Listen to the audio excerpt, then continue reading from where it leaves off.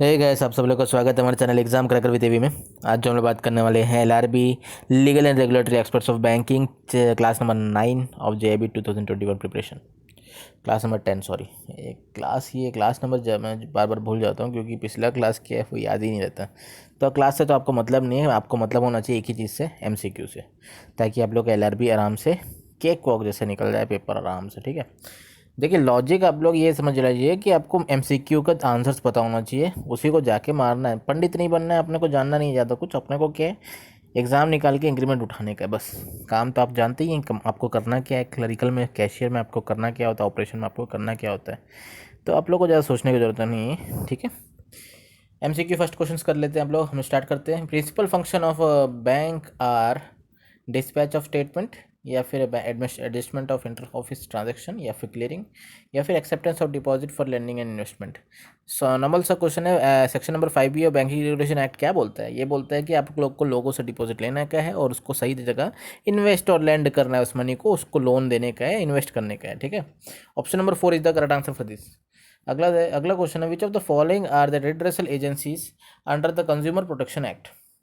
District forum, state commission, national commission, तीनों के तीनों में जो है रेड्रेसल एजेंसीज कहलाते हैं in under the consumer protection act. अगला है, according to the consumer protection act 1986, consumer complaints exceeding ₹20 lakh but not exceeding 100 lakh. 20 lakh से बीच में, 20 लाख एंड 100 लाख के बीच में जो कंप्लेंट्स होते हैं उसको कहाँ पे कंप्लेंट फाइल किया जाता है? क्वेश्चन यहाँ पे पूछा जा रहा है। इसका आंसर हो जाएगा state commission, option number 2, that is state commission. अगला है, who would be the president of district forum? District forum के प्रेसिडेंट कौन होगा? डिस्ट्रिक्ट फोरम का प्रेसिडेंट होगा डिस्ट्रिक्ट जज। कौन होगा? डिस्ट्रिक्ट जज। अगला, as per the branch authorisation policy और branch licensing policy arising out under the section 23, shifting of bank branch in the same dash does not require reserve bank permission. ये बोल रहे हैं सेक्शन 23 में रिजर्व बैंक का permission अगर नहीं चाहिए, अगर बैंक अपने ही सिटी में, अपने ही टाउन में, अपने ही विलेज में कहीं पे अगर ब्रांच को प्लेस चेंज कर रहा है तो उसमें रिजर्व बैंक का परमिशन इज नॉट रिक्वायर्ड। तो option number 3 is the correct answer. अगला है, Lok Adalat are organized by district slash state authority. क्या आंसर हो जाएगा? District slash state authority answer हो जाएगा ऑप्शन नंबर 1, लोक अदालत ऑर्गेनाइज्ड बाई। अगला है, who fixes the scale of finance for crop loan for agriculture advances in India? Scale of finance बहुत इंपॉर्टेंट हो जाता है क्रॉप लोन के लिए, केसीसी के लिए, किसान क्रेडिट कार्ड के लिए, है ना, किसान क्रेडिट लोन्स के लिए। ये जो है आपका स्कीम, उसमें स्केल ऑफ फाइनेंस बहुत इंपॉर्टेंट हो जाता है। और ये कौन डिसाइड करता है स्केल ऑफ फाइनेंस? ये डिटेल डिसाइड करता है आपका डिस्ट्रिक्ट टेक्निकल कमेटी। कौन? District technical committee, option number 2 जो है वो डिसाइड करता है। अगला है, person dealing with the company can not take the plea that he had no notice of content of articles of association and memorandum of association due to. ये जो है डॉक्ट्राइन मतलब क्या होता है? डॉक्ट्राइन मतलब रूल होता है। ठीक है, ऐसा कौन सा ऑप्शन है जिसमें ये लिखा हुआ है कि अगर कंपनी का कोई मालिक है, कंपनी का कोई जो डील कर रहा है, उसको हर चीज़ का नॉलेज होना चाहिए, notice of contents of article of association भी होना चाहिए, मेमोरेंडम ऑफ एसोसिएशन भी होना चाहिए। तो ये जो कंपलसरी होना चाहिए, इस ये आता है डॉक्ट्राइन ऑफ कंस्ट्रक्टिव नोटिस में। बहुत इंपॉर्टेंट क्वेश्चन है, डॉक्ट्राइन ऑफ कंस्ट्रक्टिव नोटिस। अगला है, which of the following saves the outsiders by insuring that his contract is not inconsistent with the memorandum of association and article of association. कुछ मत पढ़िए, saves the outsider. Saves the outsider को कौन करेगा? Indoor management. Doctrine of indoor management जो है outsiders को save करता है। एकदम दिमाग में बैठा लीजिए, क्वेश्चन डायरेक्ट आएगा। जैसे ही आउटसाइडर देखे, इंडोर मैनेजमेंट मारे, काम खत्म, जिंदाबाद, है ना। अगला, dash is one of the modes of lending by the banker. इसमें से ऐसा कौन सा मोड है जिसमें बैंक लेंड करता है? तो ये जो है बिल फाइनेंस। बिल फाइनेंस से जो है बैंक पैसा जो है वो उसको लेंड कर सकता है। ठीक है, बिल फाइनेंस। अगला है, attachment order is issued by. Attachment order is issued by revenue authority. बहुत इंपॉर्टेंट क्वेश्चन है, attachment order is issued by revenue authority. अगला है, the validity of cheque will not be affected by the death of. Drawer का death हो जाएगा तो गड़बड़ हो जाएगा, ड्रॉई का डेथ हो जाएगा गड़बड़ हो जाएगा, लेकिन एंडोर्सर का, अगर एंडोर्सर का डेथ होता है तो उससे कोई प्रॉब्लम नहीं होता चेक को, चेक की वैलिडिटी को कोई प्रॉब्लम नहीं होता, लेकिन ड्रॉवर और ड्रॉई से प्रॉब्लम होता है। तो option number C is the correct answer for this question. अगला है, in a bill a person entitled to receive payments is called. Payment किसको रिसीव होता है? पेई को तो रिसीव होता है। ड्रॉवर जो चेक काटता है, ड्रॉई जो आपका उसको सर्व कर रहा है, उस चेक को जो दे रहा है, और आपका पेई जिसको बनी पैसा, जिसको पैसा मिल रहा है, फाइनली जिसको पैसा मिल रहा है वो पेई है। ड्रॉअर जो पैसा चेक काट के दे रहा है ना, तो पेई इसका आंसर हो जाएगा। Person entitled to receive payments कौन हो जाएगा? पेई। अगला है the crossing in the cross cheque can be cancelled by. कौन कौन कैंसिल कर सकता है? सिर्फ ड्रॉवर ही कैंसिल कर सकता है। क्रॉसिंग को कौन कैंसिल कर सकता है? सिर्फ ड्रॉवर कैंसिल कर सकता है, ड्रॉई नहीं कर सकता है। याद रखिएगा, ड्रॉवर ही कर सकता है। अगला है option number A is the correct answer for this. अगला है when a cheque is drawn on a bank is called, cheque is drawn on the bank it is called drawee. क्या कहलाएगा वो? ड्रॉई कहलाएगा। क्लियर है? When a cheque is drawn on a bank is called the drawee. अगला है crossing is direction to the dash bank to pay the cheque to the पे through bank one. Crossing is direction to the paying bank, ठीक है। Crossing is direction to the paying bank, जो pay कर रहा है उसको तो direct कर रहे हो आप, कलेक्टिंग बैंक को नहीं कर रहे हो। कलेक्टिंग बैंक का कोई रोल नहीं। कलेक्टिंग बैंक क्या करता है? चेक लेता है और फिर उसके बाद किसको भेजता है? क्लियरिंग में भेजता है। फिर उसको क्लियर कौन करता है? पेइंग बैंक क्लियर करता है। तो पेइंग बैंक को आप अगर ऑर्डर दे रहे हो क्रॉसिंग से, ठीक है, क्रॉसिंग से किसको ऑर्डर दे रहे हैं? डायरेक्शन किसको दे रहे हैं? हम पेइंग बैंक को दे रहे हैं, ठीक है। ऑप्शन नंबर सी इसका आंसर हो जाएगा, पेइंग बैंक। अगला है the secretariat staff of the banking ombudsman office will be drawn from the banks, drawn from the reserve bank. दोनों करेक्ट आंसर है। बैंक्स एंड रिजर्व बैंक से ड्रॉ किया जा सकता है किसको? Secretariat staff of banking ombudsman office के लिए, ठीक है। In case of grievance what are the various forums available in the borrowers to appeal? DRT, High Court, Supreme Court.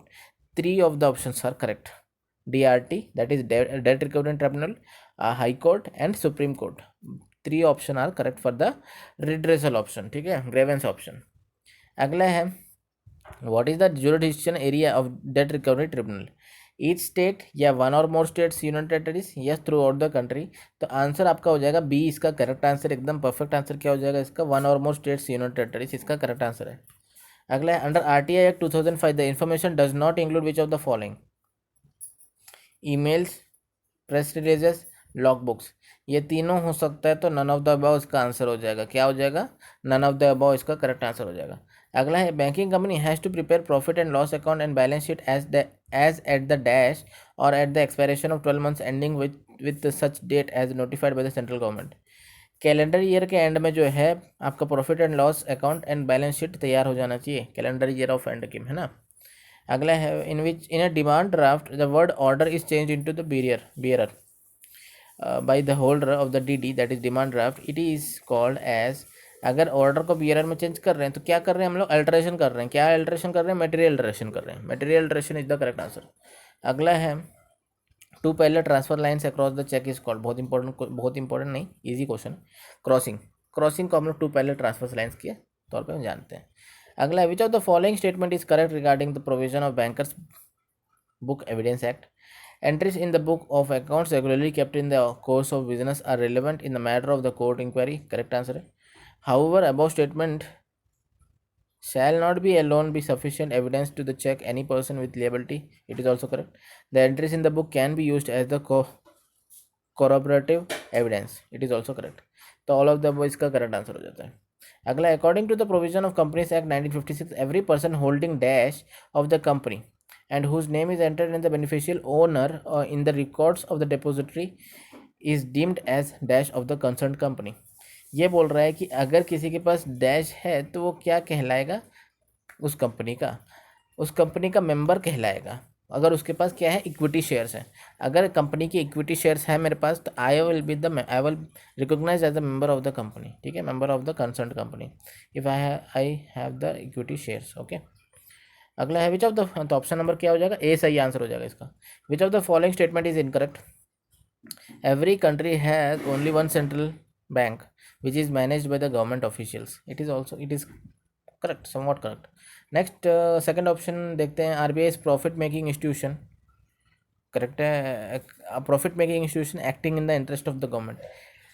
पहली बात तो वो प्रॉफिट मेकिंग इंस्टीट्यूशन में नहीं आएगा, वो एक रेगुलेटिंग है बैंक, वो रेगुलेटर है। RBI is a regulator of banks. Regulate करता है किसको? बैंक्स को करता है, मनी मार्केट को रेगुलेट करता है, ठीक है। वो प्रॉफिट मेकिंग इंस्टीट्यूशन में नहीं आएगा और इंटरेस्ट ऑफ द गवर्नमेंट में भी गलत हो जाएगा। तो गवर्नमेंट के इंटरेस्ट में नहीं करता वो, अपना उसका इंडिपेंडेंट है, उसको अपना इंडिपेंडेंट डिसीजंस, इंडिपेंडेंट रेट्स जो है उसको लेने का अधिकार है। भले ही उसको जो है सेंट्रल गवर्नमेंट एडवाइस कर सकता है with the consultation of RBI governor. ऐसा नहीं कि आरबीआई पे एकदम हावी हो जाएगा, आरबीआई गवर्नर के साथ डिस्कस कर सकते हैं चीज़ें सेंट्रल गवर्नमेंट। तो ऑप्शन नंबर बी तो पूरी तरह गलत है। थर्ड बोल रहा है RBI does not perform any ordinary commercial banking functions, it is very correct. कोई भी बैंकिंग फंक्शंस करता नहीं, वो बस रेगुलेट करता है।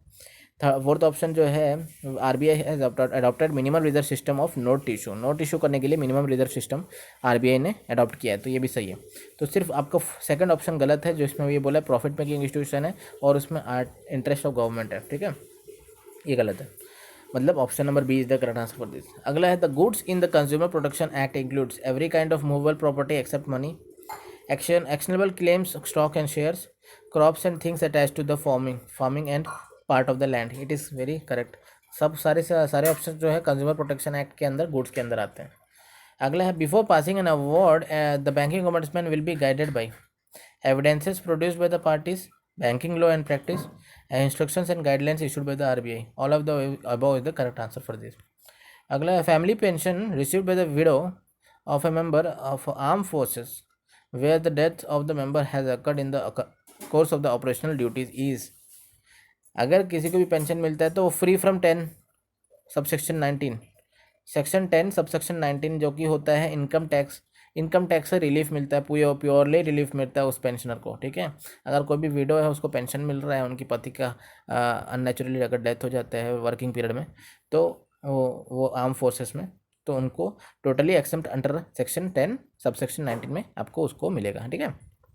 Option 3 is the correct answer for that. As per the provision of income tax act the definition of income is inclusive इसका correct answer होगा, ठीक है।